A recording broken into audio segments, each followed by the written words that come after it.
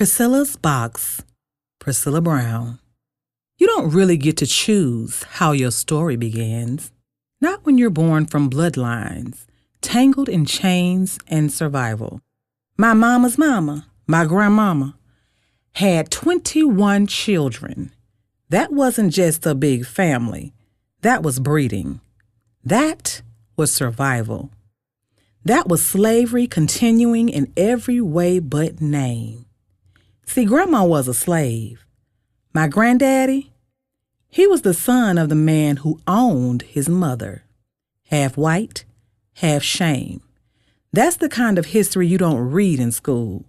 It's passed down in hushed tones, in the way our elders looked at the floor when they talked about certain things, in the way we learned to work like we owed the world something, just for breathing.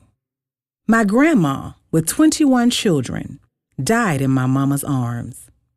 Mama had 20 other siblings, yet she bore this burden alone at the tender age of 13 years old. Let that sink in. She didn't pass in peace or in a soft bed surrounded by love and the legacy of her beloved family. No, she left this world the way she lived in it, carrying the weight of generations, resting finally in the arms of the daughter who watched it all. This is where I came from, not from fairy tales or fairy godmothers, from women who birthed babies and buried pain, from bloodlines built on resilience and rage. So when people ask me how I survived all that I've been through, I say this, baby, survival was my inheritance. Daddy was born in 1912. Then, kinda like now, people didn't marry for love. They married for skill and ability. I don't mean sexual ability either. It was a woman up the street who took care of that for the neighborhood. Likewise, Daddy didn't marry Mama for love. He married her because she could clean good. That was enough back then. Clean a floor like it could shine your future. Cooking didn't matter. Love sure didn't. Big brother taught me how to cook. If love wasn't on the menu, at least a hot plate would be. See, women, especially back then, we were taught to protect our man no matter what, at any cost, even if it meant losing ourselves, even if it meant swallowing the truth whole and calling it loyalty, especially if it meant putting yourself before your man. You didn't do that. You couldn't do that. Not without being labeled ungrateful, difficult, selfish, or worse. Women were taught to serve, to stay, to suffer in silence. And the louder your spirit, the harder they work to break it. But I learned, sometimes the bravest thing a woman can do is walk away. To say no more. To choose peace over pieces. To put her own name at the top of her list. That's not selfish. That's survival. Mama had this saying, a white man's ice freezes harder than a black man's. That right there, that's that slave mentality. That leftover belief that anything white was better, colder, richer, more powerful. That whole generation hadn't shaken it off yet. But me, I'm different. Oh yeah, I'm different. Everything was hush-hush. Secrets had secrets. Children were seen, not heard, and even when we saw too much, it was always close your mouth or close your eyes. Hear no evil, see no evil, and you for damn sure better not speak no evil. no matter what you imagined happened. And I did. I learned to hold my tongue. But it made me question everything. I used to ask my mom if I was really hers, because she was so hard on me. Not stern, hard. So I became hard on myself. My heart, it started building walls, started turning to stone. My 2 older sisters were raised by grandma and the aunts, spoiled as sunshine, treated like little queens. Me, I wasn't so lucky. They resented me, not because of who I was, but because of what I had to be. I was made a mother before I ever knew what it meant to be a child. Cooking since I was 6 years old, hunched over a wood-burning stove while most kids were still learning to tie their shoes. My big brother taught me how to work fire without getting burned. I learned young what it meant to take care of everybody else, even when no one was really taking care of me. I started my cycle at 8 years old, outside playing in my little scooter skirt. Well, they call them skirts now. I felt it, and I ran and hid under the house until dark, like a stray kitten, hiding in the shadows. Daddy told Mama to explain to me what was happening, but she was too embarrassed, too closed off. Another secret sealed shut behind shame. And that shame, it turned into pain. I was 12 when Mama trusted him to babysit me. That trust gave me my first baby. He hurt me in the worst way. That same man went on to later murder his own daughter, drown that baby girl just for making a mess in her diaper. They lived over there in Mechanicsville. That was my babysitter. Go figure. Closure? Maybe I dodged something darker. Maybe he'd have killed me and my baby boy too. This gave me an eerie peace about my mother leaving me to bleed to death in the bathroom. I told my mama I was hurting, really hurting. She didn't call a doctor. She gave me black pepper tea to try and flush the pain away. I ended up slouched over the toilet in a pool of blood and placenta. Daddy found me like that. That moment broke him. That was the day he left her, bought her an apartment, and kept us. Then came 14, and I was pregnant again. He was 18. Daddy said he had 2 options, marry me or get shot. So off we went to the courthouse. And when the justice of peace asked him if he took me to be his wife, that fool said, "I guess so." When it was my turn, I snapped. Hell no. I didn't want to marry this fool, and I was not going to. Mama was so ashamed. Daddy was mad as hell. She said I was gonna embarrass the family, and he put me out. But my stepmom, Auntie B, my hero, stepped in like Delarice in the flesh, tall, elegant, heart as big as the sky. She told Daddy, "If you don't let her back in this house, I'm leaving you, getting my own place, and I'm taking her with me." Needless to say, he let me back in. When it was time for the baby to come, the sisters wrapped me in a sheet and took me to Grady Hospital in the bed of a station wagon.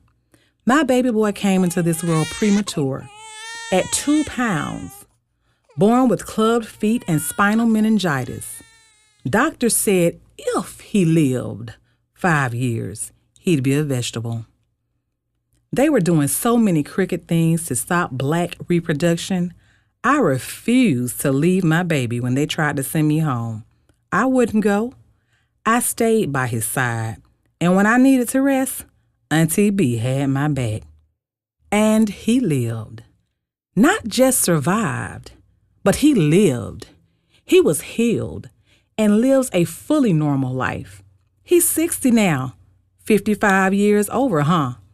I ain't never believed the report of the practitioner because I know a God who sits high and looks low, and he has the final say.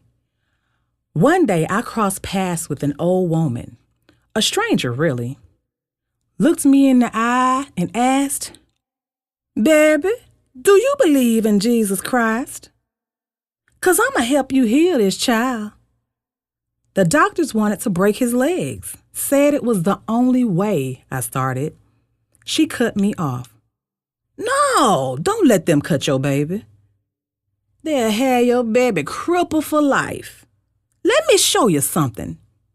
She gave me a tub of salve and told me exactly what to do.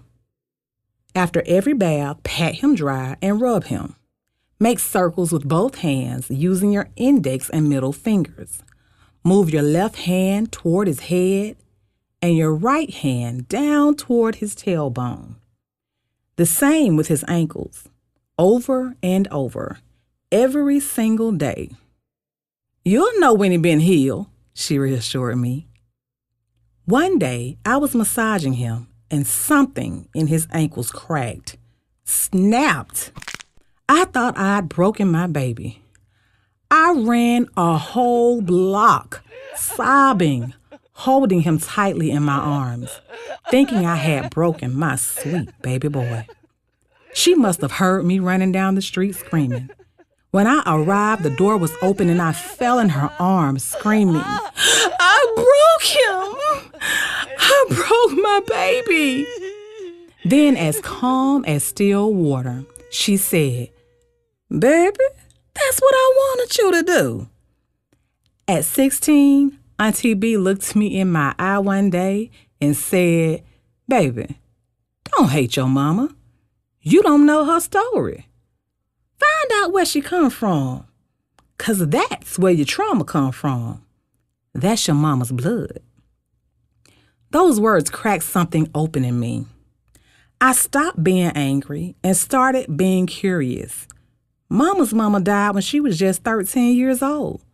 She had to grow up with grief, sleeping beside her every night. That's when I started to understand. That's when I stopped blaming and started helping. Started holding space for her healing. I had missed enough bonding time with my mother in the struggle of survival. I wanted to love her and be her daughter, live on good terms, and have a real mother-daughter relationship. I had already forgiven her. I didn't know that she'd ask for forgiveness, and she did, right there on her deathbed. My demon was sex. I wasn't chasing pleasure. I was chasing love. After sex, I'd scrub myself raw, like I could wash off the emptiness. Because for just a moment, while he was on top of me, I felt something. Some kind of warmth, some connection, a little piece of love. And then, just like that, it was gone. And I was back to feeling like trash, side street garbage, tossed out, stepped over, forgotten. Shortly after my 16th birthday, I was pregnant again. Another baby boy. One morning, I walked into his room and said, "It's so quiet in here." And he was gone. SIDS. Sudden. Silent. Unfair. I checked myself into the 8th floor at Grady Hospital. I'd been through too much, too young. Too much pain, packed into a childhood that was stolen from me. Sometimes, even now, I still slip into that dark space, that silent place where grief waits like a shadow. But I don't stay there. I can't. It was 1969, and whether folks want to say it or not, they were trying to stop Black women from reproducing. I was one of the first, a target before I even understood the war I was in. I went in for what was supposed to be a D&C, a simple scraping of the womb. I came out with a partial hysterectomy. At 19 years old, they took my womb. They told Mama if she didn't sign that paper, I'd bleed to death. After that, I felt hollow. People said I wasn't a whole woman anymore. They called me cold, said I was broken. But that's a lie. I am a woman. I've been a woman. My doctor told me, prove it to yourself. But don't be a whore doing it. And stop telling people you had the surgery. They don't deserve that part of you. So I stopped talking. And that's when I realized the truth. Not being able to bear children doesn't make you any less of a woman. But back then, I didn't know. I just knew I was empty. Not because I was, but because they said it. In 1973, Daddy came down with tuberculosis. Those 3 years, he was housed at Battle State Hospital in Rome, Georgia. We could only see him through the looking glass. Just a piece of glass between us and Daddy. That's when times got real tough. Because my pain became my purpose. I speak candidly to young women now. I enjoy sharing my story with strangers. I've taught young women out of hopelessness and suicide. Help them see they aren't alone. And when they look in my eyes and see I made it, scars and all, they believe they can too. That's my testimony. I didn't let it defeat me. Life threw its worst at me, but I endured. And you can too. You don't win by never failing. You win by standing back up, by enduring to the end.